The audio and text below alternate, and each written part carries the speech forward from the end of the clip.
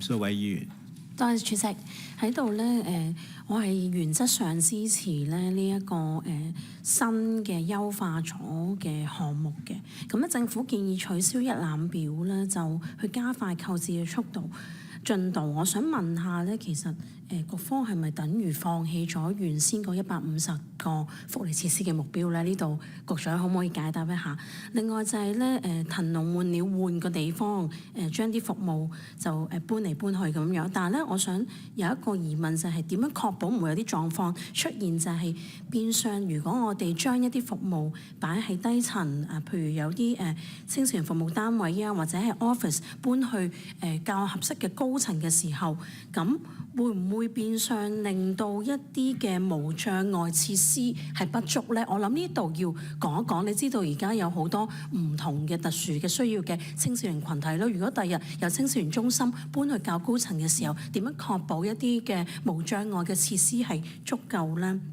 咁第三就係喺呢一個騰籠換鳥嘅方案底下，點樣確保就係整體我哋唔同福利機構嘅環境係唔會降級，唔會影響每一個群體嘅服務嘅體驗咧？咁政府點樣確保係新購置呢啲靈活化嘅物業，仲係符合唔同服務對象嘅基本安全啦，同埋專業等等嘅需要？有冇一個第三方嘅機構去監察我哋新嘅買呢啲服務之後佢哋係即係嗰個處所等等係符合唔同對象嘅需要，例如唔同嘅殘疾人士啦，視障、聽障、肢體嘅殘障等等啦。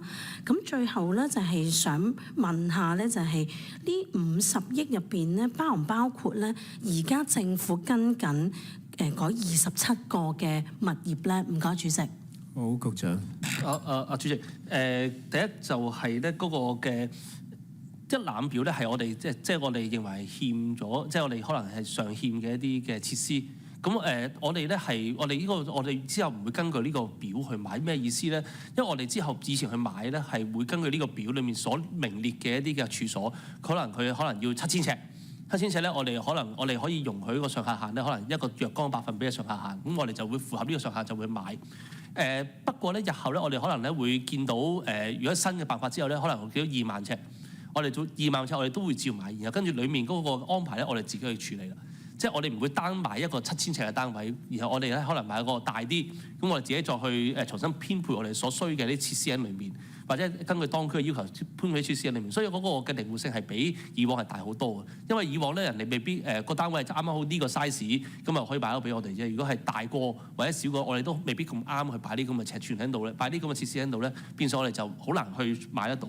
咁至於無障礙設施不足咧，我諗我哋會政府嗰度有一個嚴格嘅一個嘅要求咧，對於一個嘅無障礙通道個安排係點樣樣咧，我哋係需要好清楚嘅。咁所以我諗呢個議員唔使咁擔心，我哋政府自己咁緊張一啲，肯定會好緊張。咁所以我諗呢個係呢個議員可以放心。咁至於睇下有冇社署用嘅補充。好啊，係主席。林議員提到咧，就係話我哋係咪都會即係就住其餘嗰27個物業咧去跟進翻啦？呢個咧就我想補充翻咧，其實就呢27個咧，可能每一日都唔同嘅，即係話咧，可能有一啲咧嚟緊，譬如話呢2日可能又會有業主去即係放售物業，咁可能就已經唔止27個噶啦咁樣。咁就當然就住餘下嗰啲嘅物業咧，我哋都仍然咧都會繼續去考慮嘅。咁包括係睇下佢係咪合適，或者係合適做啲乜嘢服務啦。咁又或者咧，我哋會同產業署嘅同事一齊咧，係去評估翻係咪即係按住我哋嘅服務需要咧，係作為一個合適嘅考慮。咁我哋都會譬如其實亦都會有一啲物業咧，我哋係而家考慮當中嘅。唔該，主席。